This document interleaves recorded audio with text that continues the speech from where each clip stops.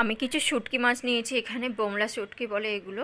শুটকি মাছের দোকানে গেলে পেয়ে যাবেন এগুলো। কীভাবে পরিষ্কার করতে হয় সেটা আপনাদেরকে সামনে দেখিয়ে দিলাম। দেখুন আমি পালকগুলো সব কাটিং করে নিয়েছি কাঁচির সাহায্যে। দুই সাইডে থাকে এগুলো, লম্বা লম্বা পেটের কাছে থাকে।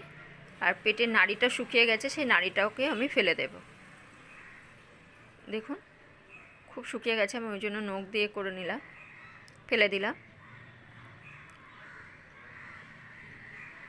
আমি মাথাটাকে কেটে বাদ দিয়ে দিলাম, দিয়ে গলার কাছ পরিষ্কার করে আমি গ্যাসে একটু পুড়িয়ে নেব। সেই জন্য আমি গ্যাসটা মিডিয়াম আঁচে দিয়ে রেখে দিয়েছি। দেখুন দিয়ে একটা একটা করে আমি সব পুড়িয়ে নেব। বেশি পোড়াবেন না, হালকা হালকা পোড়াবেন, দেখবেন মাছটা নরম হয়ে যাবে আর জামসটা মরে যাবে সব। এইভাবে পুড়িয়ে নিয়ে ছোট ছোট খণ্ড করে কাটিং করে নেব। ভিডিওটি ভালো লাগলে লাইক করবেন, শেয়ার করবেন আর সাবস্ক্রাইব করবেন। শেষ পর্যন্ত ভিডিওটা দেখবেন। দেখুন আমার কাটিং পোড়ানো হয়ে গেছে, হালকা পুড়িয়ে নিয়েছি। লোমগুলো ছিল যে গায়ে সেগুলো সব পুড়ে গেছে। লোম বলতে মাছের ওই পালকগুলো ছিল সেগুলো সব পুড়ে গেছে, জামস মরে গেছে। আমি এবার কাটিং করে গরম জলে ভিজিয়ে রেখে দেব 15 থেকে 20 মিনিটের মতন। আমি এইভাবে সব কাটিং করে নেব। চলুন, এবারে গরম জল আমি বসিয়ে দিয়েছি অল্প হাঁড়িতে। সেই গরম জলটা গরম হয়ে গেছে, এবারে আমি সব শুটকি মাছগুলো ভিজিয়ে রেখে দেবো। দিয়ে ভালো করে আমি পরিষ্কার করে ধুয়ে নেব মাছগুলো। ভিজিয়ে রেখে ঢাকনা চাপা দিয়ে রেখে দিলাম। দেখুন এবার কড়াতে তেলের পরিমাণটা একটু বেশি দিতে হয়। সবজি দিয়ে আমি আজকে রান্না করব। কি কি সবজি নিয়েছি সেগুলো রান্না করতে করতে আপনাদেরকে বলবো। আমি একটা গোটা বড় পেঁয়াজ নিয়ে নিয়েছি, পেঁয়াজের সঙ্গে দিয়ে দিলাম শুটকি মাছগুলো, ধুয়ে পরিষ্কার করে নিয়েছি। শুটকি মাছগুলো দিয়ে দিলাম, দিয়ে আমি ভাজা ভাজা করে নেব পেঁয়াজের সঙ্গে। একটু লবণ দিয়ে ভাজা ভাজা করব।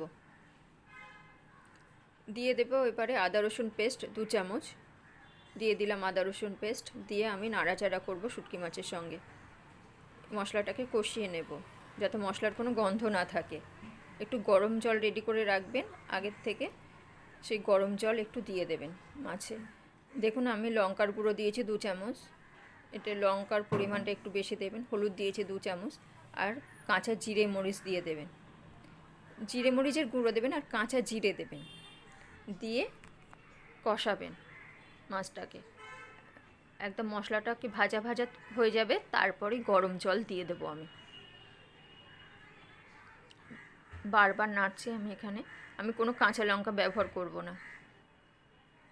গরম জল দিয়ে দিলাম মাছটাকে সিদ্ধ হওয়ার জন্য। এবারে আমি সবজি বলতে মূলো নিয়েছি আর আলু নিয়েছি, নূতন আলু দিয়ে আমি সবজিটা দিয়ে আরও 5 মিনিট কষিয়ে নেব যাতে মশলাটা না পুড়ে যায়, দেখবেন।